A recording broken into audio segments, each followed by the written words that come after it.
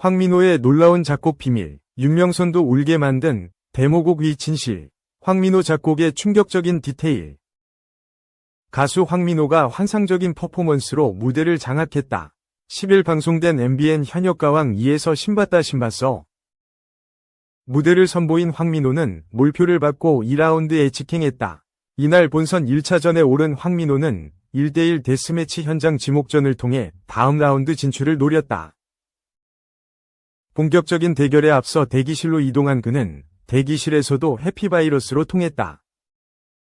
대결 지목자로 선정된 황민호는 현역 가수들이 가장 피하고 싶은 상대로 꼽히기도 했다.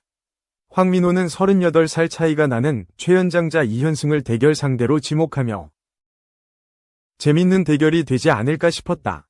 작은 거인이 최연장자를 이기는 모습을 보여드리겠다. 고 각오를 다졌다. 이후 성공에 나서 신봤다 신봤어를 선곡한 무대를 선보였다. 산삼을 찾는 퍼포먼스로 관객들과 호흡했고 첫 음부터 폭발하는 고음으로 귀를 사로잡으며 단숨에 집중도를 끌어올렸다. 황민호의 무대의 스타 마스터들은 물론 대기실의 현역 가수들도 기립박수를 보냈다. 서른도는 강력한 우승 후보라고 했고 주현미는 신내림을 받은 것 같다 고 호평했다. 황민호의 무대가 끝나자 눈물을 보였던 리는 너무 멋있어서 실신지경이었다. 전설의 시작을 가까이서 지켜볼 수 있어 기뻤다. 완전한 팬이 됐다 고 말했다. 대기실에서 지켜보던 장구의 신 박서진도 저보다 더 잘 친다 고 퍼포먼스를 인정했다. 황민호는 500점 만점에서 454점을 받으며 2라운드에 직행했다. 연예인 마스터들도 황민호에게 몰표를 던지며 완승을 인정했다. 2. 불후의 명곡 황민호, 노사연, 누나라 부른다, 기립박수 이끈 무대 기쁜 우리 사랑은. 노사연과 최성수는 국민 애창곡을 다수 보유한 만큼 많은 후배들이 앞다퉈 출연을 희망했다.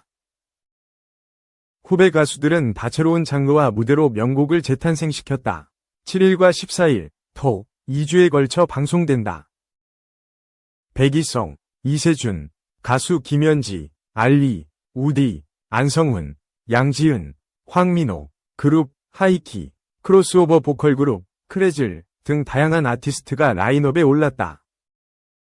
백이성은 해후, 이세준은 동행, 김연지는 만남을, 알리는 님 그림자, 우디는 바램, 안성훈은 위스키 온 더 락, 위스키 온 더 락을 선곡했다. 또 양지은은 돌고 돌아가는 길, 황민호는 기쁜 우리 사랑은, 하이키는 풀잎 사랑, 크레즐은 이 마음 다시 여기에를 준비했다. 가수 이세준은 가수 백이성이 선곡 양보를 압박했다며 갑자기 백이성한테 전화가 왔는데 대뜸 포기해라고 하더라. 근데 웃긴 게 갑자기 핸드폰이 저절로 녹음이 되더라 라고 했다.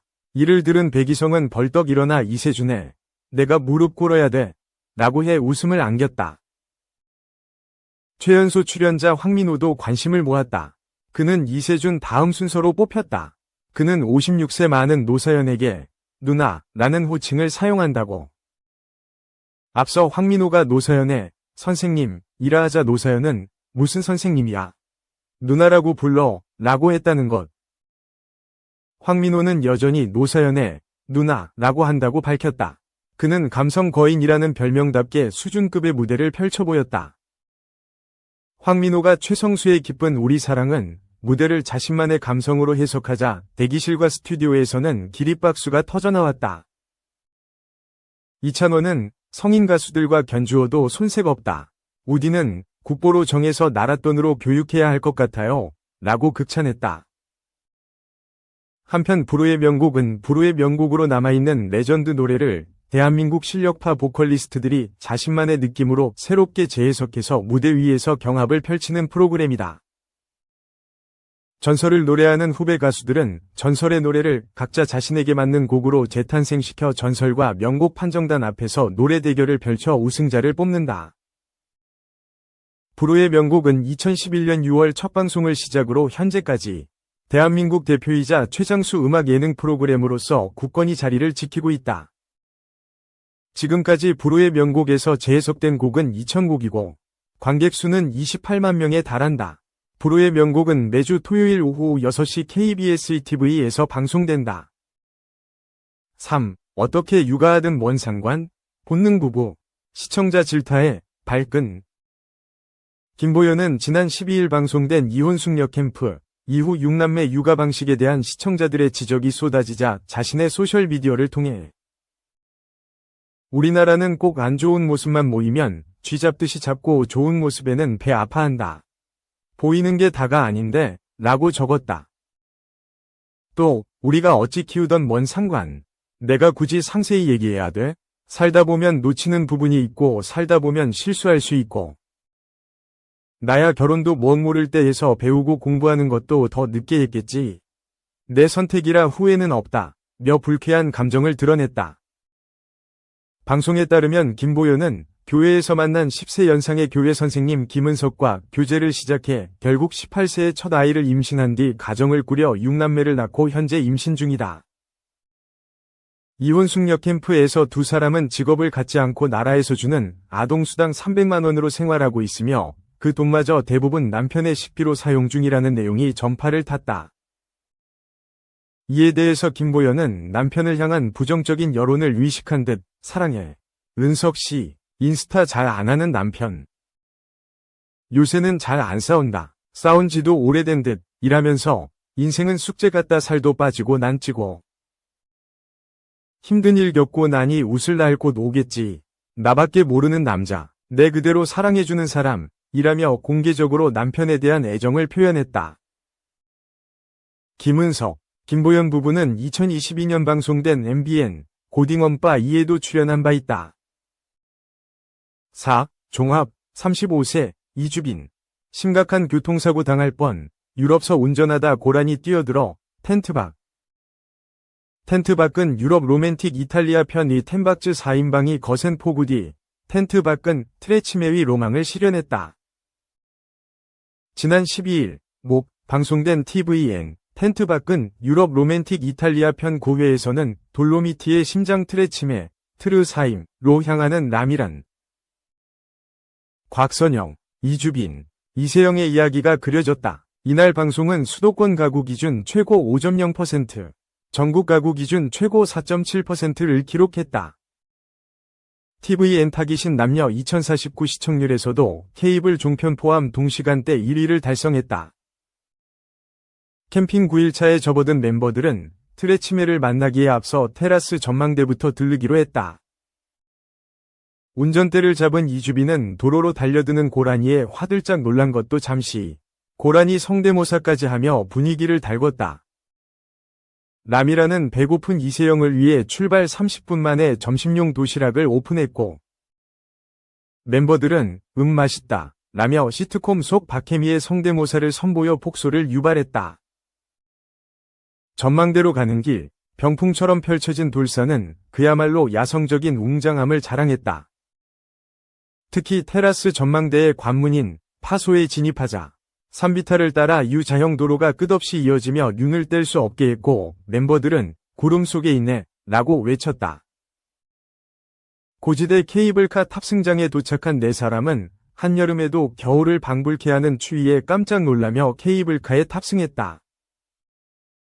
해발 2950m에 위치한 테라스 전망대는 돌로미티 산군 전체를 360도로 볼 수 있는 곳으로 멤버들은 구름을 뚫고 전망대로 이동하며 기대감을 감추지 않았다. 하지만 멋진 장관이 펼쳐질 것이란 기대와 달리 눈 앞에 펼쳐진 장면은 온통 안개뿐이었다. 설상가상 우박까지 내리기 시작했고 이세영은 내가 이러려고 여길 왔나 봐요 라고 말해 웃음을 자아냈다. 전망대에 쌓인 눈은 흡사 7월이 크리스마스를 떠올리게 했다. 멤버들은 뜻밖의 눈에 진짜 눈이야? 라고 외치며 아쉬운 마음을 맨손 눈싸움으로 달래기도 했다. 이후 전망대 레스토랑으로 향한 네 사람은 카네데를리, 굴라시 등 몸을 녹일 따끈한 국물 요리를 주문했다. 곽선영은 인삼향 가득한 진생 커피를 주문해 이탈리아 커피의 신세계를 맛봤다. 전망대에서 내려온 이후에도 날씨는 변덕스러웠다. 트레치메 트레킹이 불가능할 정도로 비가 쏟아지자 라미라는 고민 끝에 일단 캠핑장으로 가자 라고 결단을 내렸다. 네 사람이 향한 곳은 한 폭의 산수와 같은 매력을 자랑하는 자연 속 캠핑장이었다. 웅장한 틀의 치매를 한눈에 담을 수 있는 곳으로 람이라는 잔뜩 낀 안개 속에서 타프부터 치며 캠핑 고수의 진면목을 보였다. 멤버들은 람이란 도움 없이도 거뜬히 텐트 설치까지 마치며 텐트 밖 펼쳐질 틀의 치매 뷰를 기대했다. 저녁 메뉴는 포르치니 버섯이 들어간 닭곰탕이었다. 람이라는 배고픈 동생들을 위해 에피타이저로 비빔밥을 뚝딱 만들어냈고 멤버들은 설거지가 필요 없을 정도로 폭풍 먹방을 선보여 웃음을 자아냈다. 이세영의 겉절이 요리에 이어 람이랑과 곽선영은 뜨거움과 사투를 벌이며 닭곰탕에 들어갈 살코기를 분리했다. 람이라는 이세영에게 살점이 튼실하게 붙은 뼈다귀를 건넨 뒤 그거 주면 다 준 거다 라고 말하며 찐 자매 케미를 과시했다. 멤버들은 쏟아지는 빗속에서 뜨끈한 닭곰탕을 즐기며 우중 캠핑의 낭만을 만끽했다. 람이라는 진한 버섯향을 머금은 국물에 포르치니 버섯이 신이 한 수라고 감탄했다. 2차전으로 닭죽까지 만들어 먹은 네 사람은 3차전 디저트로 이탈리아산 노란 멜론을 잘라 먹었다. 노란 멜론의 맛은 당도가 낮아 멤버들에게 생소했고 이에 이세영은 꼬마 괴식 요리사로 변신해 멜론 깍두기 요리에 도전했다. 여기에 람이란의 아이디어까지 더해지며 이국적인 멜론 솜땀 깍두기가 탄생, 모두를 만족하게 했다. 밤새 폭우가 쏟아진 뒤 다음날 아침이 밝았다. 꼭두새벽부터 일어난 이세영은 언니들을 위해 간단한 아침 식사를 준비해 훈훈함을 자아냈다. 곽선영은 자욱한 안개가 걷히자 모습을 드러낸 영롱한 틀의 치매의 풍경을 보며 거짓말 같은 날씨라고 탄성을 내뱉었다. 특히 곽선영은 캠핑의 감동과 묘미를 가족들과 함께 나누고 싶은 마음을 드러내며 한국에 돌아가서도 캠핑을 꼭 해야겠다고 생각했다. 가족들과 함께할 돔 텐트를 알아보고 있다 라고 말했다. 선물 같은 아침을 맞이한 멤버들은 저마다의 순간을 즐겼다. 이주빈은 아침 루틴에 맞춰 줄넘기를 시작했고 이후 이세영과 함께 눈여겨봤던 캠핑장 빵집으로 찾아가 각 구운 크로아상을 주문했다.